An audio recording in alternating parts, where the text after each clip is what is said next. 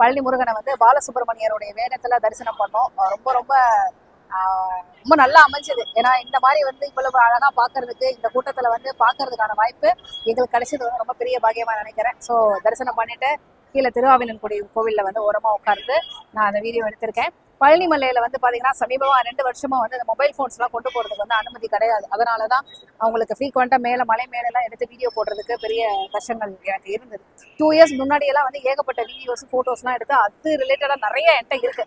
ஆனா இந்த தடவை வந்து எது கொண்டு போறதுக்கான ஒரு ஃபெசிலிட்டி எங்களுக்கு அமையல. ஏன்னா எல்லாருக்குமே, எங்களுக்கு மட்டும் இல்லை, எல்லாருக்குமே அமையல. அதனாலதான் அதுக்கான ஒரு வாய்ப்பு அமையல. சரி, வளர்றேன்னு தெரியுது. ஏன்னா கால்லாம் ஆடுது. அடுத்து எங்களுடைய பயணத்தை வந்து நாங்க இன்னும் 3 படை வந்து எங்களுக்கு பாக்கி இருக்கு. நான் ஆல்ரெடி சொல்லியிருந்தேன், திருத்தணி, சுவாமிமலை, பழனி பாத யாத்திரையா முடிச்சிட்டோம். அடுத்து திருப்பரங்குன்றம், பழமுதிர்ச்சோலை, அது 2ஐயும் முடிச்சுட்டு திருச்செந்தூருக்கு கிளம்புறோம்.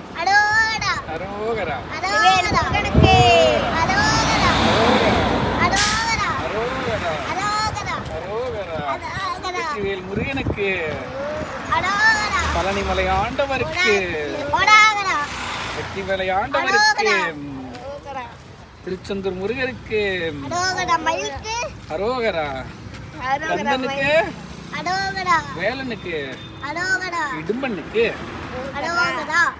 முருகப்பெருமானுடைய அறுபடை வீடுகள்ல 3வது படை வீடாக திகழ்வதுதான் பழனி. இந்த தலத்துல முருகப்பெருமான் ஆண்டி கோலத்துல தண்டாயுதபாணியா காட்சி தர்றாரு. இவரை பழனி ஆண்டவர் அப்படின்னு சொல்றாங்க. மூலஸ்தானத்துல இருக்கக்கூடிய பழனி ஆண்டவருடைய திருமேனி அகத்தியருடைய சித்தரான போகரால நவபாஷானத்தால உருவாக்கப்பட்டது. அதனால மூலவர் மீது அபிஷேகம் செய்யப்பட்ட எல்லா பொருட்களுக்குமே நோய்களை குணப்படுத்துற சக்தி இருக்கிறதா மக்கள் இப்பவும் நம்புறாங்க. பழனி அப்படிங்கிறது இங்க இருக்கக்கூடிய மலையோட பெயர் தான். இந்த பழனி மலையும் மலையடிவாரத்தில் இருக்கக்கூடிய திருஆவினன்குடி தலத்தையும் உள்ளடக்கி இந்த நகரத்தை தான் பழனி அப்படின்னு சொல்றாங்க. இந்த தலம் பழனி அப்படின்னு அழைக்கப்படுறதுக்கு முக்கியமான காரணம், சிவனும் பார்வதியும் தங்களுடைய பையன் முருகப்பெருமான ஞான பழம் நீ அப்படின்னு அழைச்சதுனால பழம் நீ அப்படின்னு பெயர் மாறி பிற்காலத்துல அதுவே பழனி அப்படின்னு மாறினதா சொல்றாங்க. இதே மாதிரி இன்னொரு காரணமும் இருக்குங்க. ஞான பழத்துக்காக அப்பா அம்மாவுக்கிட்ட கோவிச்சுக்கிட்டு வந்த முருகப்பெருமான் பழனி மலையில தான் தங்கினாரு. அங்கு எந்த விதமான பற்றும் இல்லாம ஆண்டி கோலத்துல இருந்தாரு. பையன் கோவிச்சுட்டு போனதுனால அவரை சமாதானப்படுத்துறதுக்காக சிவபெருமானும் பார்வதியும் இங்க வந்தாங்களாம். அப்ப அவருக்கு பழனி அப்படின்னு சூட்டிய பெயர் தான் நாளடைவுல பழனி அப்படின்னு ஆயிடுச்சுன்னு கோவிலுடைய தலப்புராணத்துல சொல்றாங்க. இந்த மலை உருவானதுக்கும் வந்து பாத்தீங்கன்னா ஒரு பெரிய கதை இருக்குங்க. பொதிகை மலையில வந்து தங்குன அகத்திய முனிவர் தன்னுடைய சீடனான இடும்பாசுரனை கையிலைக்கு போய் சிவகிரி, சக்திகிரி அப்படின்னு சொல்லப்படக்கூடிய 2 மலைகளை தூக்கிட்டு கொண்டு வா அப்படின்னு சொல்றாரு. இடும்பாசுரன் வந்து தீவிரமான குரு பக்தி கொண்டவர். அவரு என்ன சொல்றாருன்னா, குரு சொன்னதுமே சிகரத்தை தூக்கிட்டு வர்றதுக்கு போறாரு. 2ஐயும் தூக்கிட்டு வர்றாரு.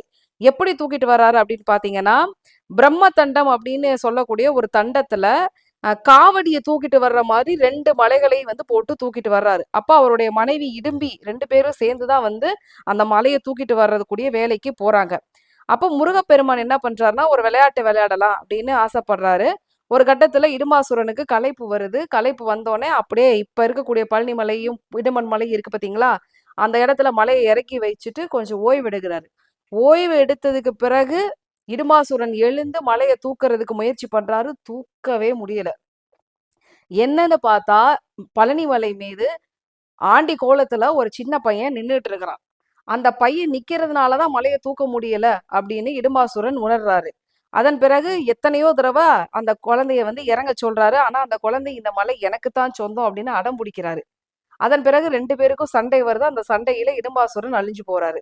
அந்த இடத்துக்கு இடும்பனுடைய மனைவியான இடும்பியும் அகத்திய முனிவரும் அங்கு வந்து முருகனை வேண்டிக்கிட்ட பிறகு அவர்களுக்காக மனம் இறங்கிய முருகப்பெருமான் இடும்பனை மீண்டும் உயிர்ப்பிக்கிறாரு. அது மட்டும் கிடையாது, இடும்பனுடைய குரு பக்தியை மெச்சிய முருகப்பெருமான் அண்டையிலிருந்து இடும்பனை தன்னுடைய காவல் தெய்வமா நியமிக்கிறாரு.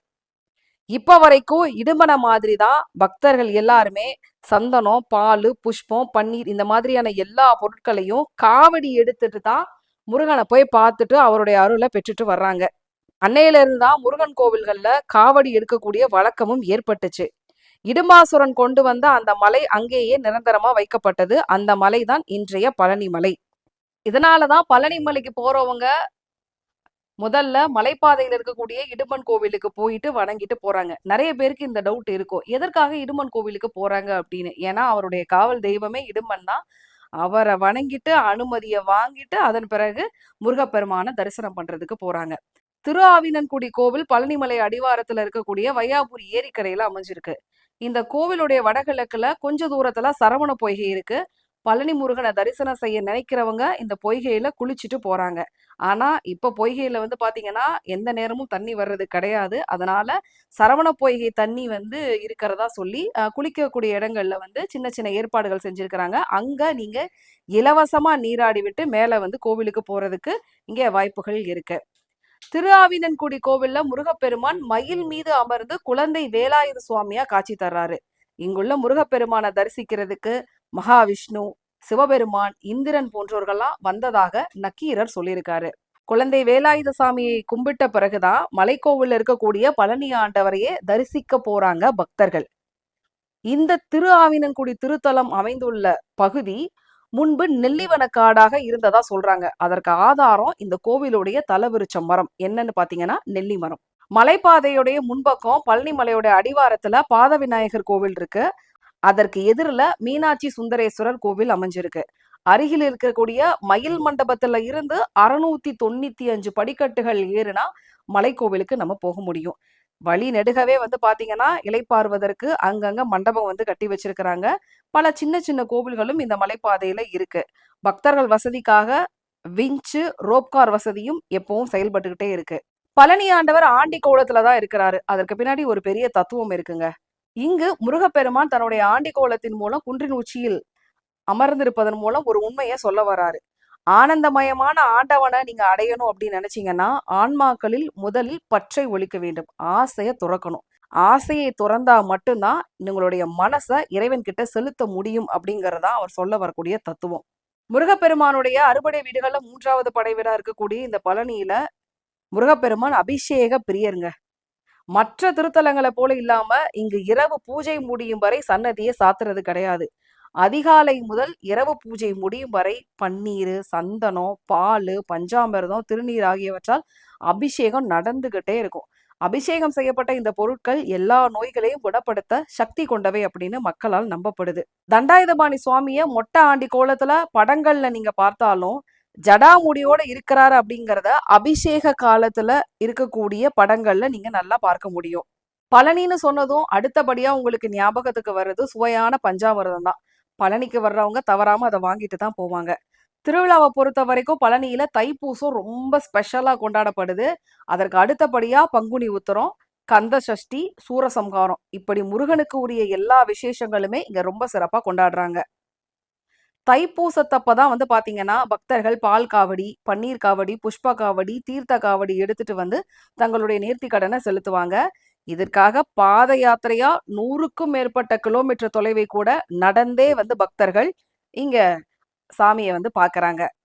பழனியை பொறுத்த வரைக்கும் சர்ச்சைக்குரிய விவாதம் அப்படிங்கிறது இப்ப வரைக்கும் இருக்கு. அது சர்ச்சையாகவே இருக்கு.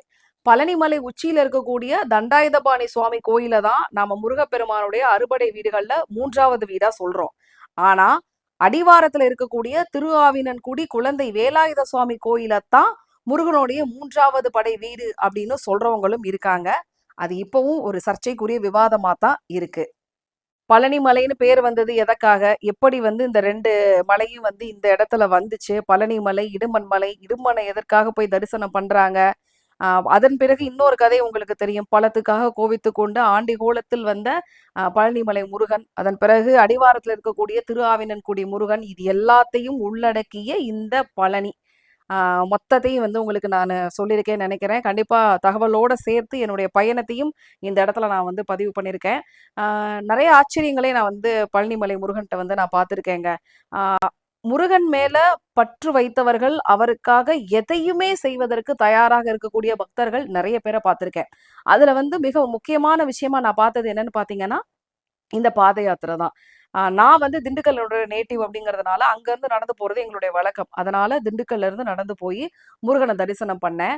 ஆனால் அவங்கவுங்க நேட்டிவ்ல இருந்து நான் சென்னையில இருந்து கூட வந்து பார்த்தீங்கன்னா 10-12 நாட்கள் பிளான் பண்ணி முருகனை வந்து பார்ப்பதற்காக நடந்து வந்து சாமி தரிசனம் பண்ண பக்தர்களையும் பார்த்திருக்கேன். ஸோ முருகனை வந்து பற்றி கொண்டவர்கள், அவருக்காக எதையுமே செய்யக்கூடிய பக்தர்களாக இருக்கக்கூடிய நிறைய பேரை பார்த்திருக்கேன். அந்த அளவுக்கு முருகன் வந்து நிறைய பேரோட மனசுல வந்து மிகப்பெரிய ஒரு இடத்த பிடிச்சிருக்கிறாரு அப்படிங்கிறது தான் உண்மை. ஸோ கண்டிப்பா இந்த பாத யாத்திரை அண்ட் பழனிமலை எல்லா விஷயமும் உங்களுக்கு ஒரு பெரிய பயனுள்ள தகவலா இருந்திருக்கும்னு நம்புறேன். அடுத்து திருப்பரங்குன்றம், பழமுதிர்ச்சோலை அது ரெண்டையும் முடிச்சுட்டு திருச்செந்தூருக்கு கிளம்புறோம். ஸோ அடுத்த வீடியோல நான் உங்களை மீட் பண்றேன். ஓகே, நன்றி. மறக்காம சேனலை லைக் பண்ணுங்க, ஷேர் பண்ணுங்க, சப்ஸ்கிரைப் பண்ணுங்க, சப்போர்ட் பண்ணுங்க.